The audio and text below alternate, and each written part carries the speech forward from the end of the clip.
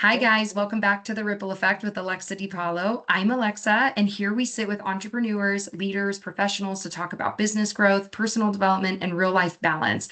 No fluff, just honest conversations. Now let's get going. Today, I am joined by Michelle Saward, a true expert in real estate and results. As a full-time, full-service agent, Michelle is known for her unwavering dedication to getting homes sold and creating a client experience built on trust and peace of mind. She's successfully navigated both thriving and challenging markets, building a powerhouse team that delivers exceptional strategy, service, and outcomes. Her clients don't just feel supported, they feel confident that they are in the best hands. Outside of work, she loves to travel and she loves Michigan, specifically in the summer on the water on her boat. Michelle, thank you so much for being here today. Hey, thank you so much for having me. I'm excited to be a part of what you're creating, Alexa. Thank you. All right, let's dive in. So, my first question for you is you're known for delivering results in both strong and challenging markets, but what's been the Yeah. biggest driver of your long-term success? It's changed over the years. So I will say, when I started, it was I wanted to beat the next level producer in my market or in my company. So it was always looking at that leaderboard, like, oh, I want to beat Barb. Oh, I'm gonna do better than Nick. Oh, I'm gonna next month I'm gonna outperform. And then it became a point where I thought that maybe beating the top producer in my local market was so far out of reach that I just decided to quit paying attention to the leaderboard and just do my best every day. And then lo and behold, I ended up paralleling the top producers in my marketplace. They were doing like 200 homes a year, each. This Dave and Harry, I won't forget it. And so I ended up, hitting that levels. So it started off like chasing someone or something, and then it turned into proving it to myself. And now I'm at the phase where I don't feel I have anything to prove anymore. I Like love that. not even to myself. So Uh, it's an I love that evolution over time. so much. It really is like that though. Like we get into this, we're almost I remember when I started my business growth, it was coming from a place of desperation. And then it was, I want that number one spot. I want to always hit number one producer in the company. And then I was like, I'm done chasing this. And I never got into this business to chase number one. I got into the business to feed my daughter and keep the lights on at the same time, right? So why am I chasing this lack of work-life balance? It's interesting. Yeah. Yeah. So it just evolves over time, I think.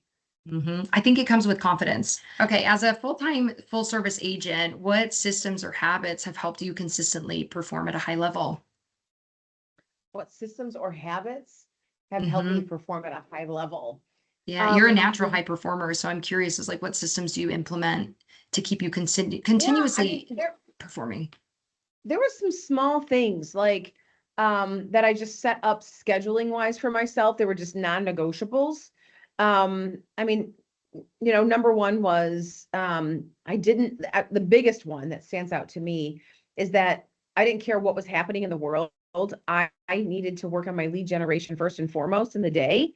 And I would never book to meet a client before after until I was done with lunch.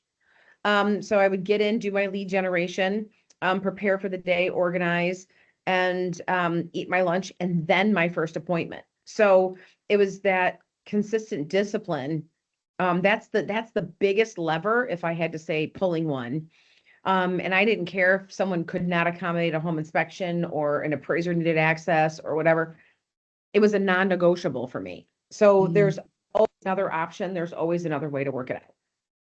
I love that. A lot of like it's a lot of what you hear from high performers who stay performing at a high level either early on or even later on in their careers after experiencing burnout is non-negotiables in the schedule. It's a very consistent narrative that we hear, and Mhm. it really does come down to that because that's where I started personally even experiencing more growth without that scarcity mindset or without that desperation in the growth. It was, no, I need to have non-negotiables in the schedule, no questions asked, because I have to take care of me before I pour into everybody else. I Yeah. love it. Mm, Yeah, love- actually, that's exactly it. It was, and I don't even think it was, I was conscious of it at that time about pouring into me first. I think it was an unconscious. I think it was just, I was taught, this is the discipline of putting prospecting first. But I don't even think I was necessarily thinking about putting me first. Mm-hmm. I think it was just the discipline, period, was the Mm-hmm. only thing that mattered. I had a coach, her favorite phrase was discipline. I love the results. And I love that because she absolutely didn't love the daily activity. You know what I mean? Or, Mm-hmm. like, but she Mm-hmm. loved the results. And I was like, it just reframed the way that you think about discipline. Yes, instead of thinking about the act itself, right, is no, I love the result. That's why I'm disciplined, right? Is because sometimes discipline has sometimes when we say the word discipline, we feel very negative about it. And so I love the result of discipline though, especially in the business. Why Yeah. would I feel negatively about all the small tasks? Because that's a part of the discipline. I like that a On lot. another note, you just made me think. I had a trainer at the gym. Her name's Aisha. And she used to be an LFL football player. So that's Hmm. ladies lingerie football, which means you better look good while you're playing football. And I was like, Aisha, how do you stay like in such shape? And she said, it's because I'm lazy. And I was like, what? She's like, because I have fallen off the wagon and it takes too much effort to get back on the wagon. So I just don't fall off. Hmm. And Hmm. she's like I stay consistent because I'm lazy. I love that so much, but isn't there so much truth in that? I don't know if you experience it, but for me, if we get too much into a lull or for too long, it's so hard to get back up and to like get things moving and drummed up again. I'm good at it. It can come natural to me once I'm in that consistent habit, but it is kind of exhausting to get back on the wagon. So I actually really love that. I'm too lazy to get off the wagon. Yeah, that's exactly. Yeah. What separates agents who survive shifting markets from those who dominate shifting markets? Oh, embracing the suck. Like the faster you embrace the suck and realize you're not alone, the faster you can rebound from it. This is such a life lesson for me. I started in the real estate industry in 2001. And in Michigan, the down economy happened in 2006. The world claims 2008, but Detroit, we were '06. We were like the Marine Corps, first in, last out. That's how Detroit Hmm. was when it came to the down market. And I was like, okay, my business has been going up, up, up for like my first 5 years in the business. What is going on? Why is my business going down? I'm trying so hard. Like, I don't even know. Like this is really insane. And I went to a real estate conference and met with my peers. Thank you for hosting these kinds of conferences, Alexa. I met with my peers and I was like, oh, it's not just me. Like, I don't suddenly just suck. The market has shifted. It's not that I forgot what to do or don't know. I just need to shift what I'm doing in my conversations and in my, presentation and how I'm handling things. And then okay, I'm going to be all right. And I also had to just realize, if you, Michelle, want to stay in this, it's just a do more market and you're just going to have to work harder. Hmm. And markets come and go. And Hmm. so this too shall pass, but it's that commitment to be in it or get out. I could not agree more. Something I tell my team often is wealth is never lost. It's always just transferred. And so when one area of the market is doing poorly, there's another area of the market that's doing very well. So you need to be able to pivot, embracing the suck, understanding that the market will always ebb and flow, but being able to pivot is so important, and understanding that the wealth is just transferring. And it's temporary, right? It's always the market always bounces back, especially in the real estate realm. It always recovers. So how long can you ride this out and how resilient can you be through it? That's exactly it. And I will say, like, during that time when so many agents exited the business because they couldn't hang with that level of work and small paychecks and infrequency, if they couldn't and they weren't willing to do more, they were already maybe giving their best. I was able to grab market share and really like bring more clients into my ecosystem. So that was a time where, for working very, very hard for less cash, but future payments came, thereafter with the repeat, the referral, the larger database of clients who now know me, like me, trust me, will work with me again in the future.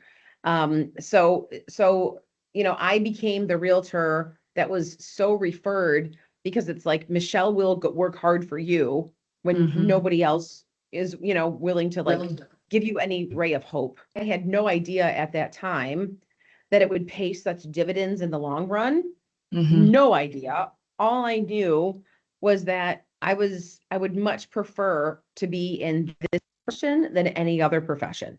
And I Mm-hmm. didn't want to quit this profession just because it got hard. Mm-hmm. Mm-hmm. I love that. We just went in the lending business in the last year and a half. We went from over 300,000 lenders to under 90,000 lenders. And that's why people couldn't, isn't that crazy? Wow. And it's because people think that the real estate world is easy. They think it's just easy money. It's good money and it's easy money. It's good money, but it is difficult. It's a grind. It is such an insane sacrifice. And I think what a lot of people don't realize is that we don't know where tomorrow's paycheck's coming. We just don't. Like you live and die by the last paycheck. And so if you're not consistently grinding and moving forward and staying resilient and being able to work hard when the market is a little weird, you're good. Get out now. You're not going to be able to survive it. Yeah, we wake up unemployed every day. Mm-hmm. Yeah. Yeah. I It's like the crazy. joke when people say, if you don't really work in real estate if you haven't thought about leaving at least once a day. I've had those. I remember distinctly my husband coming home and I'm sitting in the dark with just the glow of my laptop. No lamps are on, nothing in the house, just the glow of my computer. And he's like, "What are you doing?" And I'm like, "I'm on job boards and I'm looking for jobs. And I am not qualified to do anything else. And I'm not going to make the money that I'm making. And I'd have to start at the bottom. And I don't know what to do." I've And totally he's been like, there. Yeah, because you yeah. don't, it's like I'm not employable because I don't think I would Oh work no. well for somebody else. B, I probably don't have the qualifications. I'm smart, but I'm really good at mortgages. And then also nothing's gonna pay as well, so I might as well just put the hard work into me, I guess. And you're back. Uh-huh. And I'm back to it and back to doing loans. Yeah. One question I have for you, Michelle, is how has being the primary provider or the only provider played a role into or even impacted your marriage? Mhm. Oh gosh. So when I met my husband, he was an engineer making more money than me. I was an administrative assistant and he was an engineer with the rubber stamper and his professional engineering certificate and all the things. And I was like, wow, all right. Like this is good.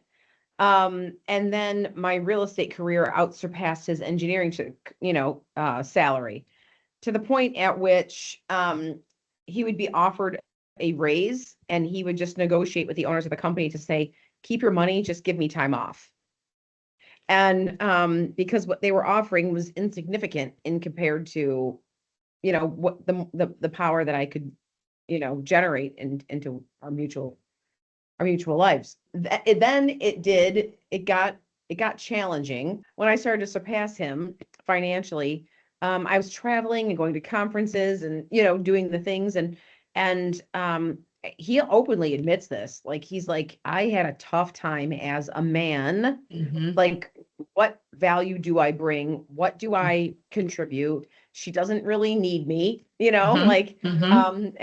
and so it was sort of like, you work for our retirement, you work for our insurance, you work for, that kind of thing. But fast forward, to 2018, it just got to the point where my husband started to fall less in love with engineering. That sort of changed and more for him over the years to being more of a project manager. And he didn't feel like he was really using his brain the way he used to use his brain to engineer things. He was engineering people. And he left his job to go all in, working with me in the business. And then we ran into another rough patch of like figuring out his lane because he entered my dojo. of, at that point I had like what, I don't know, 17 years of experience, running fast and hard. And he showed up and I was like, oh, he's the worst admin I've ever had. And he's, and to his, you know, uh, credit, he wasn't an admin. He's like, I am an engineer. I am smart and I can do things. I just don't know exactly what you do. And, and I'm not your assistant. So there was like some friction there to figure out, okay, we need to create lanes that do not cross. Mhm. And that was actually my biggest fear in him leaving his job to join me in real estate was I really liked that he had his thing and I had my thing. Mhm. That was my biggest fear. And so, yeah, we rubbed on that. And now we've completely identified lanes. Mhm. Um, he does taxes and payroll and rental properties and like, all that kind of stuff, on that end of it. And I do the selling. Mhm. So he doesn't touch any paperwork in process. I have my own coordinator, but I will say it was a challenge, and um, one of the best things that we ever we ever had happen, and he's totally fine with it now. Took some work.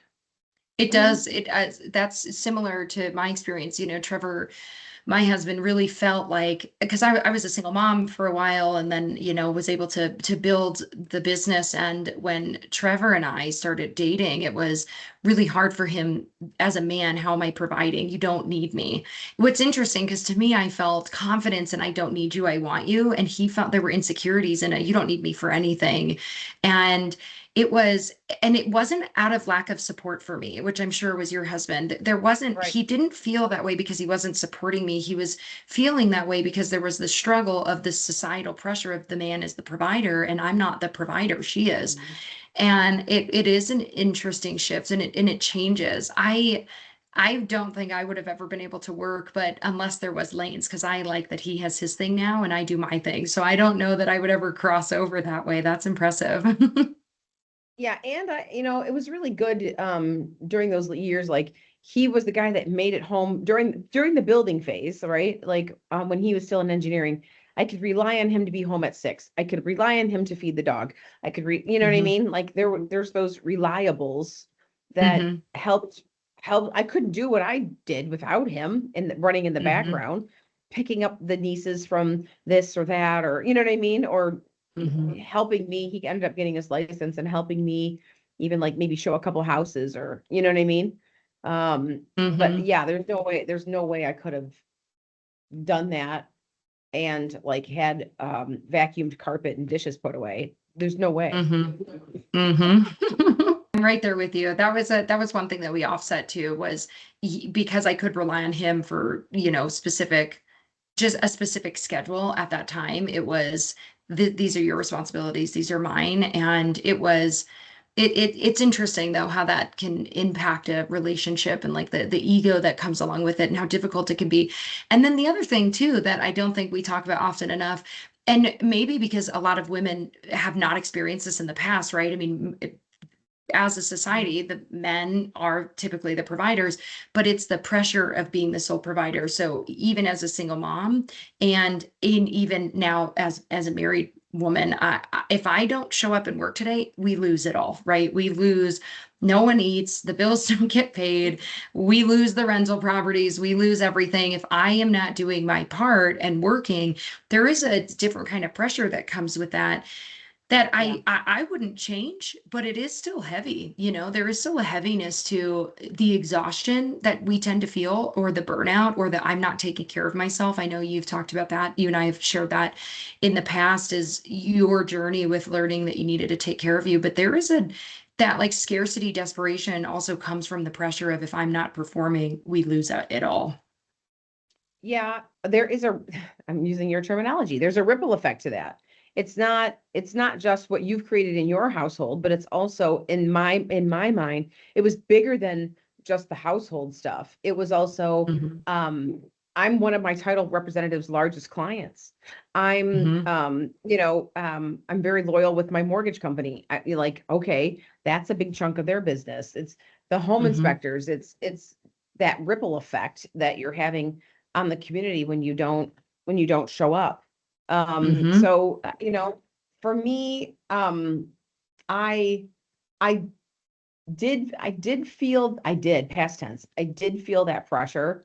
And to some degree, I feel it even now on occasion. It comes and goes. Mm-hmm. Sometimes I just care less. Like, oh well, Mm-hmm. well, yeah, like we'll figure it out. We'll figure it out. But Mm-hmm. if you haven't built a higher floor, if you haven't raised your floor till we will figure it out, if you're just starting to build the damn floor and the structure, that's where it's challenging and extra pressure, and it can make you short and it can make you a little snippy. And Mm-hmm. I just would be like a zombie on the couch on Sunday, like a shell of myself resting Mm-hmm. to be able to perform at the high level again, next week. So, which thank God he hung in there. I know many men that wouldn't tolerate that BS, of, you come home late, all you do is scarf down dinner, then, jump on your computer again and then fall asleep. Mm-hmm. And then on Sunday, all you are is just hanging out in your sweatpants, taking naps all day. Like, like this is not a life. Like we want to, we need to Yeah. have more of a life than this. So, he hung in there when it was thick, and you know what I mean? Mm-hmm. Through the mud. And but again, that is also something that we work through. It's just Mm-hmm. knowing you've got the right partner. I don't care if we're talking about building teams or a marriage or whatever. Knowing you've got the Friendships. right partner, friendships, it's freaking everything. The right Everything. amount of love and support, and also the people who can call you out in a loving way, right? The constructive criticism. I love the way you put that, because you described me 5 years ago. I mean, it is like I had no work-life balance. It was all hustle. I actually have a keynote that's coming up talking about, like, are you a hustler or a hostage? And we were hostages then, Like, right? Like I was a hostage in that moment. And I was truly just falling victim to, like, the prison that I had created, and it was miserable. It was no life. I was no fun. And I've got two little girls, and I was just dead to the world. I love the way you put that. That's not like living, but then you're right, because what came out of that was the realization that this is not okay. This isn't healthy. I'm dead to everybody. I'm pouring into work, but I'm not giving my husband or my kids anything left over, but I'm doing it for them. So why would I perform at that level when it's killing me? And it was a shift of, I will be fine. This is what's more important to me. It's showing up for them. It's actually like reaping the benefits of the business that I've built, and not getting stuck in this hostage mentality, and this house, like, I don't even want, like, because hustle culture is a lot of people are talking about it, like, stop bragging about it, but it's like, no, no, no, I like being a hustler. What you're confusing is when you become a hostage. That hostage that sometimes like being a it. hustler can create, that mentality, that's different. Don't brag about That, that. That is not a good that's place to be. It's burnout. that's actually a very good. I love that title. It's such a good distinction of it's using hustle in the right way. Hmm. Hmm. It's like just a spoonful of sugar. Yeah. Too much of it's bad for me, right? But a little bit of it's good. It's like too much of the hustle. I'm turning Right. into a hostage I created for myself. I like turned it into a monster. But being a hustler is good. I love being a high performer. I'm never going to apologize for it. I love it. But we talked about this at length, is I have to schedule me time into the business plan. I have to take care of me. I have to schedule spending time with the family into the business plan, because then I'm a hostage to the business I built, opposed to just like I'm having fun being ambitious and hustling, it's such a Mm, difference. yeah, that's really good. Hmm. I like it. Thank you. I heard the term from a friend and I was like, oh, I love that. I'm building a keynote off of this. This is powerful because the women, and I'm sure men can get it too, but man, we just get it. You know, when you hear it and you're a high performing woman and you've been there, you're like, oh yeah, that's exactly what it was. I was a hostage. And it was, but it's a prison that I created for myself. Like hmm there were so many, hmm I talk about this and I'll probably write about this one. So this is probably forthcoming because I've talked about it now like twice in a week. I remember it was a prison I created for myself. The office I used to work at in my old company, right outside my office window was the a big field and baseball diamonds. And it was like summer, 7 o'clock at night. I could see families and kids and everybody out there playing baseball. And I just looked at the mounds of responsibilities on my desk and I was alone in my office. And I'm like looking at these people playing baseball outside. And in Michigan, it's daylight till like 10 p.m. in July, you know? And I'm like, I just want to be playing baseball. hmm What I wouldn't give to get out there and just play a game. I don't even care if I'm sitting in the stands, like just hmm to be sitting in the stands right now, but I'm here. And the reality is, looking back on that, I could have got up, went out, sat in the stands, and probably got some business sitting in the stands by hmm talking to other, parents or spectators or whatever. I probably could have got business if I would have picked up a baseball bat and played with the 9-year-olds. I don't know.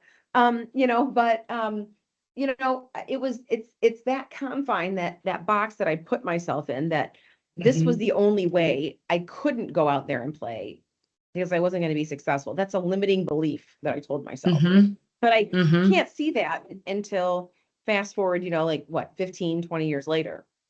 hmm I think again, you fast forward and maybe it's a part of the journey because I don't know anyone who has built success that didn't go through it, right? Not personally. I haven't come across that yet. I'm not saying it doesn't exist. I just personally haven't come across it. So maybe it's a part of the journey, but I think a part of it is that like the confidence that we build through it, that we go, okay, I do not need to do that. It's the learning lesson through it is the burnout, trying to recover from burnout is so insane. And then you protect it the second time around. I don't want to do that again because trying to recover from burnout a second time is damn near impossible. I barely recovered the first time. So why would I put myself through that? So maybe it's just a part of the learning experience. It's a part of the appreciation of it. Because in hindsight, I wish I would have done it differently, but would I be where I'm at now? Would I have the appreciation for my free time? It's kind of like it's just being able to compare without bad, I don't appreciate the good, right? Without good, I don't even understand that it's bad. So it's kind of putting into perspective I think maybe it Um, puts it into perspective why we need it.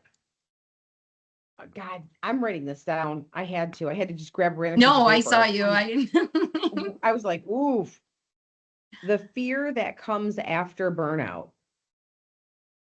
I don't know if many people are talking about that. I It's one of my literally questions for you. just experienced that. Mm-hmm. Just experienced that.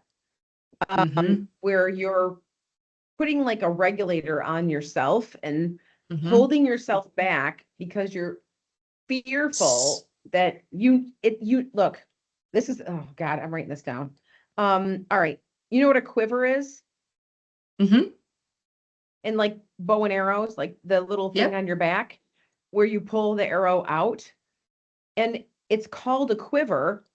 It's called a quiver because you should be shaking when you pull it out of your back because you're skilled.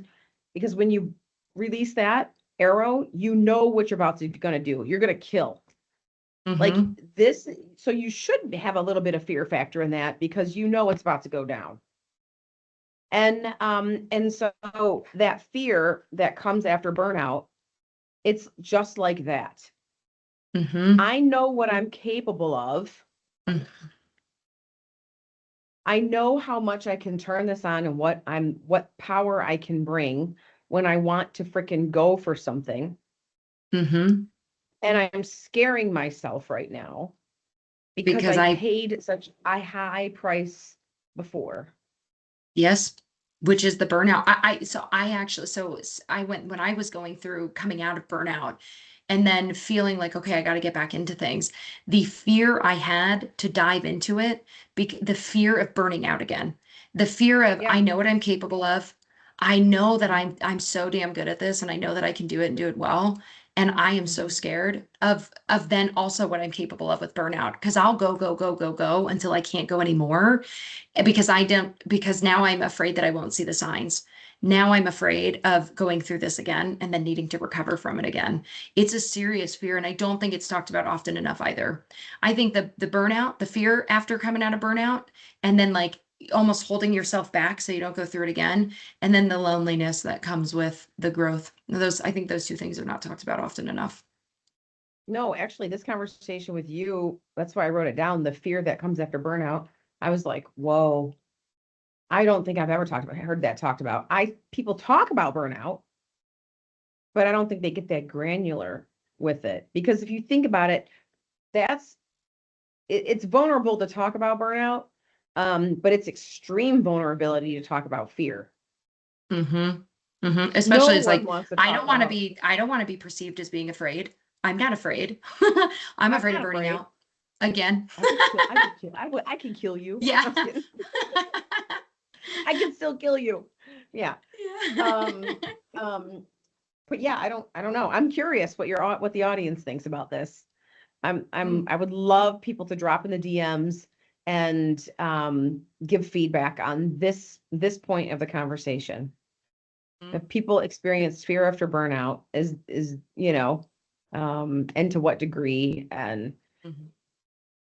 And you it's don't real. understand it until you've gone through it. You just don't understand it until you've gone through it. If you're either going through burnout or you've recovered from burnout, the fear that comes along with giving it your all again, it's serious. What started this conversation, which is interesting enough, is I was at an event. I was supporting a friend. She owns a magazine here in Colorado, and she does all these amazing events promoting all the local businesses. It's really fun.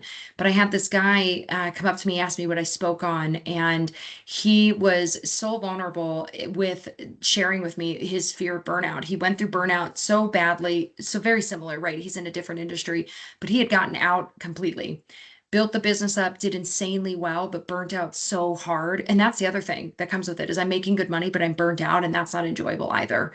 And so he ends up getting out. He ends up getting into a new industry, assuming that he'll do really well, and he's not doing very well. A, he was not giving it his all, because he was just still recovering from burnout. But B, he just didn't have proper mentorship. So now he's back running the business, and he is terrified of burnout again. And so we've talked often on this. I think the other thing too that can happen is as high performers, sometimes we don't goals. Sometimes I can feel like, well, I don't have goals. Like my goal is to just like do my best today. My goal is to just get a deal today. But sometimes if we don't have proper goals, when I am having downtime, I'm not associating that as a win or productive, because my goals are only perform, perform, perform, perform. Why is not one of my goals like my goal is to be able to take every weekend off, or my goal is to be able to do a work-free vacation while I work for myself, right? And so it's really interesting how that can put a weird amount of pressure on you and trigger burnout and trigger insecurities that are unnecessary. It comes back to the hostage mentality, right? You're not building yourself into the business plan. Yeah. Oh my God, I can talk about this stuff for days. So, really for days. So also what you said there, like the length of time that it takes to recover from burnout, like that honestly surprised me. I was Hmm. like telling myself, oh my, Michelle, it's been like you're going to the second year now. Hmm. Like, and so then you start to feel like shame that you're not Hmm. fully recovered now, that get off your butt and start taking action. And I literally, um, 2 weeks ago, and I want to have her name because it's like, I can pull her name up. Joanna, oh God. Okay, I'll find it and I'll share it with you. She shared with me the Clifton personality strengths. And I thought Hmm. to myself, okay, I'll play along. I'll do another personality quiz or thing about me quiz because we've all done the million of those. And I was like, I'll play along. And when she showed me the 5 different top characteristics of my personality, I realized 2 out of 5 of them, one is like being in action, like I want to take Mhm. action. And the other 2 was like, I need more input and more intellection. Like I need to think through before I actually take action. And I was just trying to force action. And so I Mm, realized in that conversation, and she brought me to tears, that I wasn't honoring all aspects of myself by forcing. mm, Oh, it's been a year. Time to get back at it, sister. Time's up. mhm, TikTok. Let's go. I wasn't honoring the wholeness that is me. And and I, that hit me like a ton of bricks.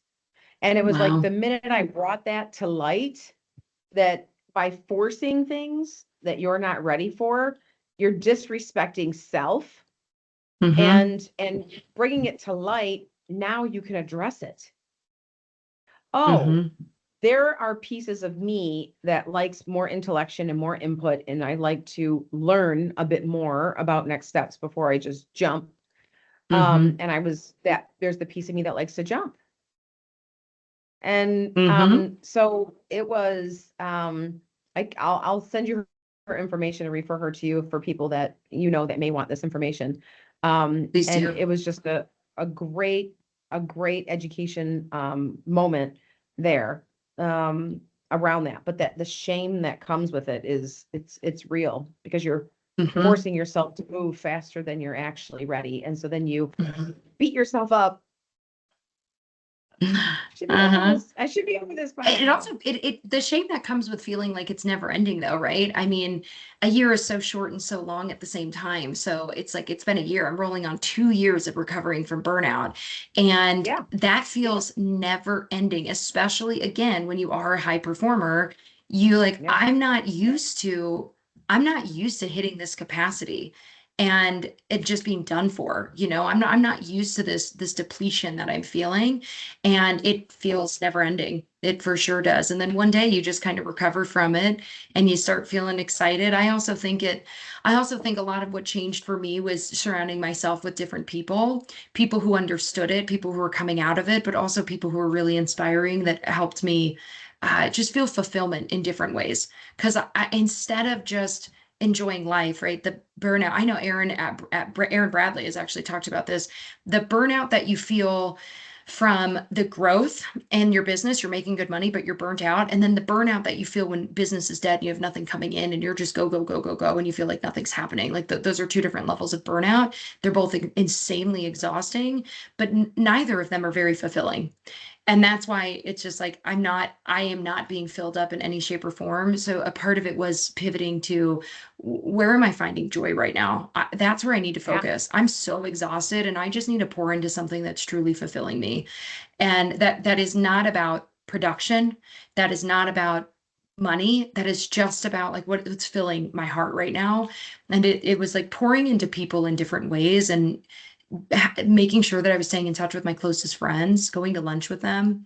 I do a funny like book club. We call it book club. It's really we just watch trash TV and we like talk about we debrief 3 episodes in.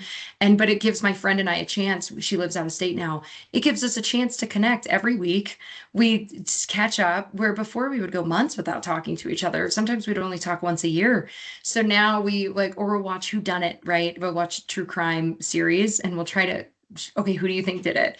And yes, we're not book clubbing, as my daughter would like to tell me I'm TV clubbing, but it's so fun. But it was connecting in ways that I would not have associated as production, but are so Mhm. fulfilling and just really make me feel alive still.